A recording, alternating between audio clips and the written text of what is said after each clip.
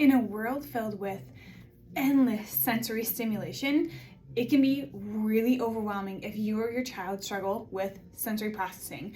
All this stimulation can get really overwhelming and lead to tantrums and meltdowns and poor transitions and having to leave the grocery store, the restaurant, or whatever it happens to be. If your kiddo gets overwhelmed by the environment that they're in, overwhelmed by all of the stimulation, it can really affect them and their happiness in your family and how your whole family functions together.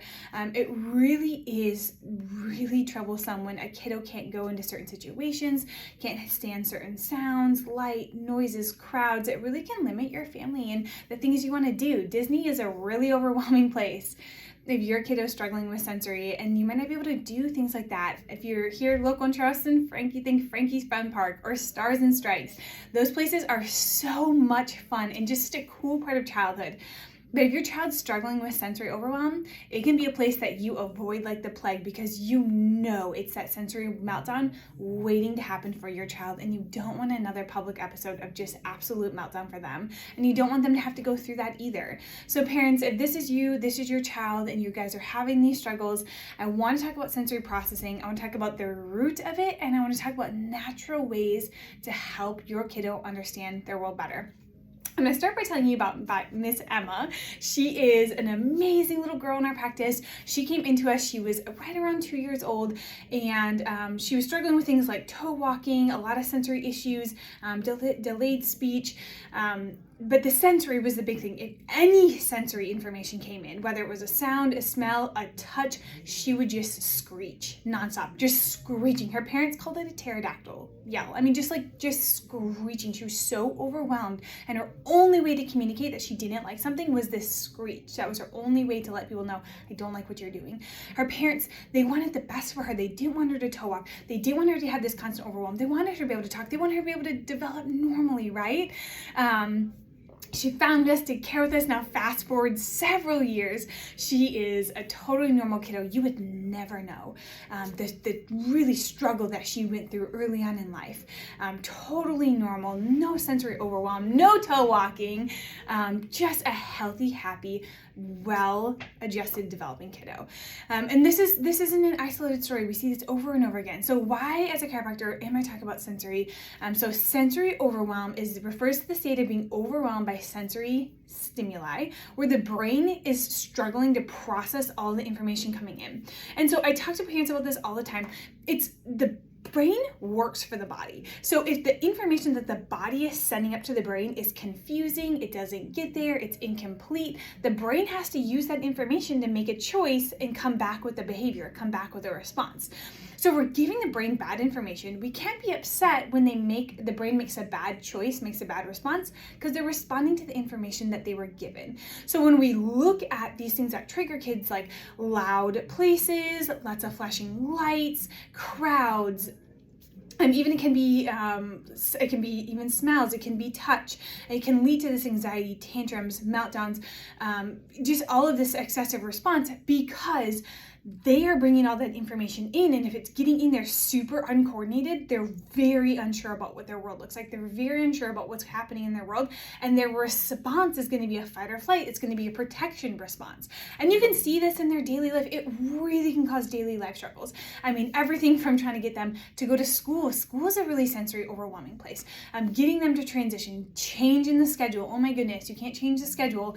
Going to a busy place. So we said going somewhere fun, going on vacation. All of these things can be really, really hard for these kiddos.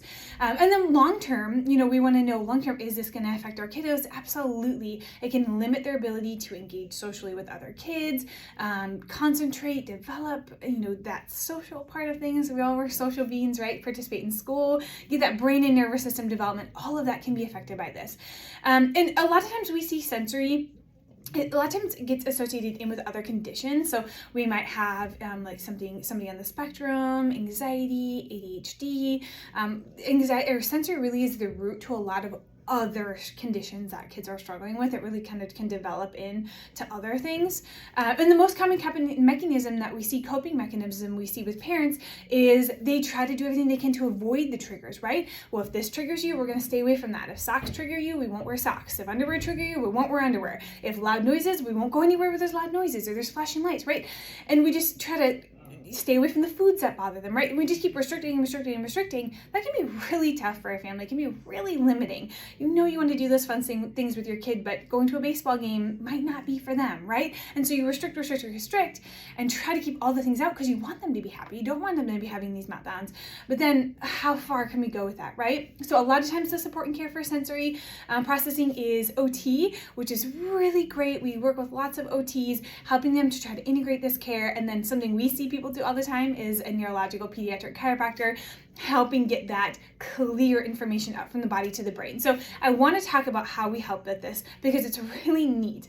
If you think about like Atlanta, they've got these big old interstates, right? There's like 8 lanes in both directions. There's so many lanes. If you've ever been there at rush hour though, every single one of those lanes, they're full. And it's bumper to bumper and it's stop and go traffic. Now you throw in a car accident, you throw in a disabled vehicle, something is closed, a lane gets closed. It is a hot mess. That's what's happening inside the central nervous system, the spine, especially the spinal cord. When we have kids with sensory processing, the information cannot get through. It can't get through quickly, it can't get through efficiently, and it can't get through clearly. So we've got all this tangle of information trying to get up to the brain. The brain's really confused about what is going on in their world, and then it comes back with a bad response.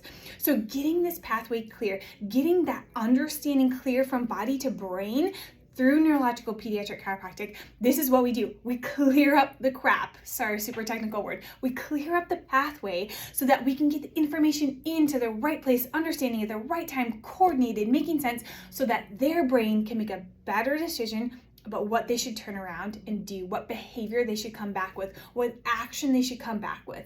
If they can't understand their world, they're not going to make the right decision. It's going to happen over and over and over again. And so when we're looking at this, we can really look down to the systems. So many of these kids have parasympathetic and vagus nerve problems, lower underactive vagal tone. And this is really important because the vagus nerve is 85% sensory. 85% of what this nerve is doing is bringing information up to the brain. If we have poor vagal tone, we're going to have poor sensory input. We're going to have poor understanding of our world. We're going to have poor sensory responses back out, okay? And how does the vagus nerve get poor tone? Normally, it's a lot of times we see it in our office starting with maternal stress and birth trauma. So if we had any trauma in the birth, vacuum, forceps, C-section, cord wrap, manual assistance out, all of that can wreak havoc on that tiny little baby neck. And then we come into the world and it's crazy and it's bright and all this craziness happens to our kids, right? So there's lots of other ways, but we find that birth trauma is really the number one thing that starts this for a lot of kiddos, especially with that vagus nerve right up there at the tip top. And then we start this process of imbalance. We're getting more towards stress. The stress side of our system is stronger, that vagus and parasympathetic are weaker, and we just start wiring that way, and we've got all this roadblock, we've got all this stuff in the way. Now we don't have great clear information. Now we're struggling. Now we're really set up for those sensory struggles later in life. Here's the good news. There's a way to measure it and there's a way to help it. We call it our sensory test. We have amazing insight scans that we run in our office. 3 scans give us a big peek into that nervous system, gives us a really great understanding about what is actually happening inside your kiddo. Where are they? How clear is the information? How overwhelmed are they with information? We get to measure all that so we can sit down and say, this is what's going on in the body and the brain, and this is how we can help through neurological focused pediatric chiropractic. Guys, if this is resonating with you and you want to know more information, we've got a great article linked up here on our website with information about sensory processing and that test that I was just talking about. Comment down here, send us a DM, let us know what questions you have, let us answer them for you. Share this with your friends and family who you know need to hear this, and we are so excited because we are waiting here for you with hope, help, and answers.